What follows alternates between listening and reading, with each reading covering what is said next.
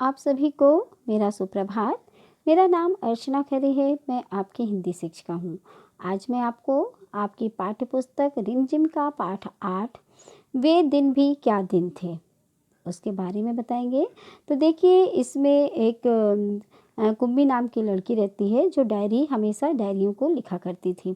मतलब डायरी वो लोग लिखते हैं जैसे सुबह से शाम तक हमने क्या काम किया, किस तरीके से काम किया, हम कहाँ गए, मतलब जितनी भी घटना सुबह से लेकर रात तक होती है। तो कुछ लोगों की आदत होती है डायरी लिखने की, तो अपनी सुबह से लेकर रात सोने तक जितनी भी घटनाएं, जो भी बातें होती हैं वो डायरी में लिखते हैं। तो इसी तरीके से कुम्भी ने भी उस डायरी के द्वारा हम उसके अतीत के बारे में सब कुछ जान सकते हैं, है ना। डायरी लोग इसीलिए तो लिखते हैं कि अब हमको बातें तो याद नहीं रहती, मगर अगर हम डायरी लिखने का शौक़ रखते हैं तो हम कभी अपनी पिछली बातें, कब हमने क्या किया था, कब हमने किसको क्या बोला था, या कौन सा ऐसा विशेष काम हमने किया था किस तारीख में, वो सारी चीज़ें हमको उस डायरी को पढ़ने से पता चल जाती हैं। तो जो कुम्भी है उसने भी एक महत्वपूर्ण घटना जो उसके साथ घटित हुई थी उसको अपनी डायरी में लिखा था, जिसको रोहित जो था उसने उसको पढ़ा और उसको पढ़कर उसे ऐसा लगा जैसे उसे एक पुस्तक जो है मिल गई है। तो देखिए इसमें क्या बताया गया है। घटना महत्वपूर्ण थी, वरना कुम्भी अपनी डायरी में उसे क्यों लिखती। अपनी डायरी में उसने 17 मई सन 2155 की रात को लिखा। अब देखिए इतनी पुरानी बात है, अब इतनी पुरानी बात हमको तो नहीं समझ में आती ना, मगर उसकी डायरी में जो लिखा है उस घटना को जब हम पढ़ेंगे तो हमको पता चल जाएगा कि 17 मई 2155 को क्या हुआ था, है ना। तो इसीलिए डायरियाँ लोग मतलब लिखते हैं। आज रोहित को सचमुच की एक पुस्तक मिली है। वह पुस्तक बहुत पुरानी थी। कुम्भी के दादा ने बताया था कि जब वे बहुत छोटे थे तब उनके दादा ने कहा था कि उनके ज़माने में सारी कहानियाँ कागज़ पर छपती थी और पढ़ी जाती थी। पुस्तकों में पृष्ठ होते थे जिन पर कहानियाँ छपी होती थी। पृष्ठ यानी पन्ने होते थे जिन पर कहानियाँ लिखी जाती थी। ये बात उनके दादाजी ने उनको बताई थी। हर पृष्ठ पढ़ने के पश्चात दूसरा पृष्ठ पलटकर आगे पढ़ना होता। पृष्ठ यानी पन्ना, ठीक है, पेज। सारे शब्द स्थिर रहते थे, चलते नहीं थे। मतलब कहना चाहिए जो छप जाता था वो उसको मिटता नहीं था। चलते रहने का मतलब आगे पीछे नहीं होते थे। जो एक बार छप जाता था किताबों में वो प्रिंट वहीं पे छपा रह जाता था। तो दूसरा पृष्ठ पलटकर आगे पढ़ना होता था। सारे शब्द स्थिर रहते थे, चलते नहीं थे, जैसे आजकल पर्दे पर चलते हैं। देखो जो कहानी, जैसे हम देखते हैं रामायण, ठीक है, एक रामायण का उदाहरण लेते हैं। जैसे रामायण है, ठीक है, तो रामायण एक रचित लिखी हुई कहानी है ना, जिसको कि रामचरितमानस में भी लिखा है, रामायण में भी लिखा है। तो रामचरितमानस में तुलसीदास जी ने रामचंद्र जी के बारे में बहुत अच्छे से लिखा है। तो वो जहाँ पे जो उन्होंने लिख दिया वो केवल लिखा हुआ है, उसको हम पढ़ सकते हैं, है ना। मगर वही सीरियल जब हम टीवी में देखते हैं, तो टेलीविज़न में देखते हैं, तो वो हमको चलता हुआ दिखाई देता है, चलता हुआ दिखाई देता है ना, वो एक जगह स्थिर नहीं रहता है। तो पर्दे पर वो हमको चलती हुई दिखाई देती हैं। जाने कितनी पुस्तकों की सामग्री आ जाती है और फिर भी वह पुस्तक नई की नई रहती है। मतलब जब हम सामने पर्दे पे चलता हुआ देखते हैं तो ऐसा लगता है जैसे वो किताब जो है बिल्कुल नई है, आज ही की घटना है जो हम देख रहे हैं। कुम्भी ने भी रोहित की हाँ में हाँ मिलाई। फिर पूछा, तुम्हें वह पुस्तक कहाँ मिली। रोहित ने बताया, अपने घर में। एक पुराना डिब्बा कहीं दबा पड़ा था, उसी को फेंक रहे थे कि उसमें से यह पुस्तक मिली। इसमें क्या लिखा है, तो वो बताता है कि इसमें स्कूल के बारे में लिखा है। स्कूल, कुम्भी ने प्रश्न किया। उसके विषय में लिखने को है ही क्या। हर विद्यार्थी के घर पर एक मशीन होती है जिसमें टेलीविज़न की तरह का एक पर्दा होता है।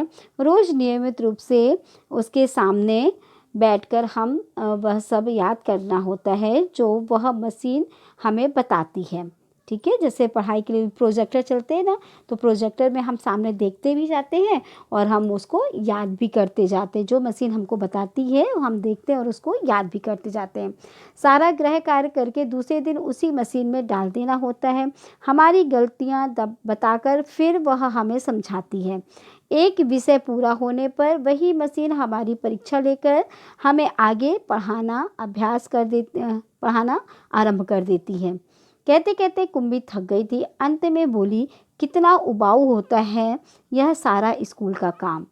रोहित मुस्कुराते हुए उसकी बातें सुन रहा था। अरे बुद्धू, जैसे स्कूल का वर्णन इस पुस्तक में है वह इससे भिन्न होता है। इसमें तो उन स्कूलों के बारे में लिखा है जो सदियों पहले होते थे। मतलब जो पुस्तक है इसमें स्कूल के बारे में लिखा है जो बहुत पुराने समय में स्कूल के नियम या स्कूल चलते थे उनके बारे में। मगर आज तो कंप्यूटर युग है। आजकल तो प्रोजेक्टर के द्वारा, मोबाइल के द्वारा, है ना, लैपटॉप के द्वारा हम अपनी पढ़ाई को जारी कर सकते हैं। स्कूल भी नहीं जाएंगे, इसके बाद भी हमारी पढ़ाई सुचारू रूप से चलती रहती है। कुम्मी के मन में कुछ उत्सुकता जगी। बोली, फिर भी उनके यहाँ मशीन के बने अध्यापक तो होते ही होंगे। कुम्मी को याद आया कि एक बार जब उसने भूगोल में रोज वही गलतियां होने लगी थी तो उसकी माँ ने मोहल्ले के अध्यक्ष को बताया था। तब एक आदमी आया था और उसने उस मशीन के पुर्जे अलग कर दिए थे। तब उसने मन ही मन यह मनाया था कि वह आदमी इस बोर करने वाले अध्यापक को पुनः जोड़ ना पाए तो उसे हमेशा के लिए छुट्टी मिल जाएगी। लेकिन उस आदमी ने मशीन को फिर से जोड़कर उसकी माँ से बताया था, लगता है मशीन के भूगोल की चक्की कुछ तेज रफ्तार पर थी, सो आपकी लड़की के लिए उसे समझना कठिन हो गया था। मैंने अब उसकी गति कुछ धीमी कर दी है, सो आशा है अब ठीक रहेगा। और कुम्मी को उसी समय भूगोल का सबक सीखने बैठ जाना पड़ा था। मन ही मन वह मशीनी अध्यापक को कोसती रही थी। तभी रोहित ने कुम्मी के सोचने के सिलसिले को तोड़ा। बोला, हाँ, तब अध्यापक तो होते थे परंतु मशीन नहीं। स्त्रियां और पुरुष होते थे। पहले टीचर होते थे, लोग पढ़ाते थे, है ना, और स्कूल के पास एक भवन होता था, वहीं मतलब घर के पास भवन होता तो वहीं बैठा के पढ़ाते थे। क्या कहा, कहीं कोई स्त्री या पुरुष इतने सारे विषय हमें सिखा सकता है? क्यों नहीं। वह बच्चों के सारे विषय समझाते थे, उन्हें गृह कार्य देते थे और प्रश्न पूछते थे। जैसे आप लोग का जब स्कूल लगता है ना तो आप लोग को मिलता है कि नहीं मिलता?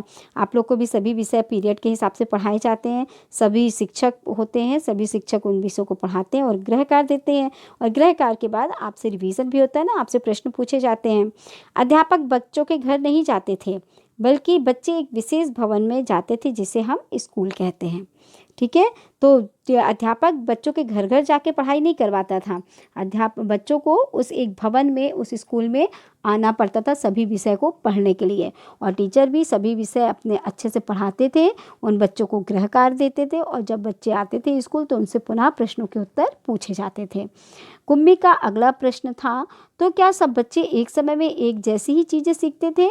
हाँ, एक आयु के बच्चे एक साथ बैठते थे। जैसे तुम लोग की अलग अलग क्लासेस लगती है ना, जैसे तुम्हारा 5th क्लास है तो जितने भी बच्चे हैं सब 5th क्लास में ही बैठते थे। सभी तुम्हारे आयु के होंगे, उम्र के होंगे, तभी तो वो 5th क्लास में बैठ रहे हैं।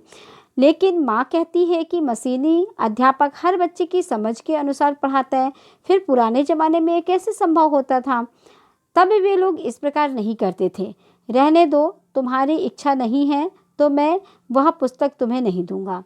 कुम्मी झट बोली, नहीं नहीं, मैं उसे पढ़ना चाहूँगी कि तब स्कूल कैसे होते थे, कितने अजीब अजीब बातें जानने को मिलेगी।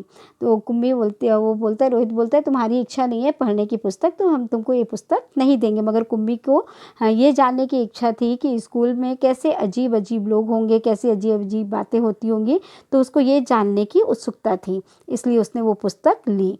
इतने में अंदर से बाकी आवाज़ सुनकर कुम्मी बोली, लगता है सबक का समय हो गया है ना। जैसे अभी आप लोग का मीटिंग का टाइम होता है या वीडियो भेजने का टाइम, वीडियो देखने का टाइम होता है तो माँ बोलती है ना आप लोगों से, चलिए आपका समय हो गया, आप लोग बैठ जाइए। तो उसी तरीके से कुम्मी की माँ ने भी आवाज़ लगाई तो कुम्मी को लगा कि सबक का समय हो गया है। रोहित बिठा और अपने घर की ओर चला गया। कुम्मी अपने घर की ओर चली गई। अंदर मशीन आगे का सबक देने को तैयार थी। मशीन से आवाज़ आनी आरंभ हो गई थी। आज सबसे पहले तुम्हें गणित सीखना है, कल का होमवर्क छेद में डालो। कुम्मी ने वैसा ही किया। अंदर मशीन आगे का सबक देने को तैयार थी। मशीन से आवाज़ आनी आरंभ हो गई। आज सबसे पहले तुम्हें गणित सीखना है, कल का होमवर्क छेद में डालो। कुम्मी ने वैसा ही किया। वह सोच रही थी कि कितने अच्छे होते होंगे वे पुराने स्कूल, जहाँ एक ही आयु के सारे बच्चे हंसते खेलते कूदते स्कूल जाते होंगे और पढ़ाने वाले पुरुष और स्त्रियाँ होती होंगी।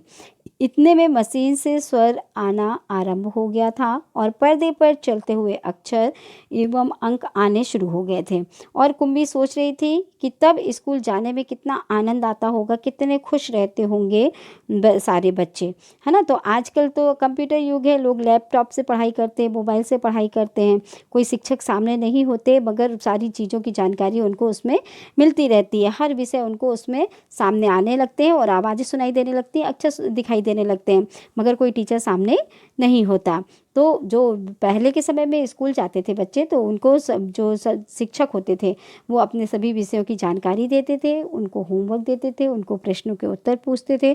तो वो जो मज़ा स्कूल जाने में था, वो आपकी मशीनी काम करके संतुष्टि नहीं मिलती। इसलिए हमें स्कूल हमेशा जाना चाहिए, क्योंकि ये तो हमारा ऑप्शनल है कि हमारे पास कोई भी साधन नहीं है तो हम चलो इसी से पढ़ लें, है ना। जैसे कोरोना टाइम पे, अभी कोरोना चल रहा है, हमारे स्कूल नहीं खुले तो हम इन्हीं का सहारा ले रहे हैं ना पढ़ने के लिए, मोबाइल का, लैपटॉप का, है ना। इन्हीं सब चीज़ों के द्वारा हम पढ़ाई कर रहे हैं।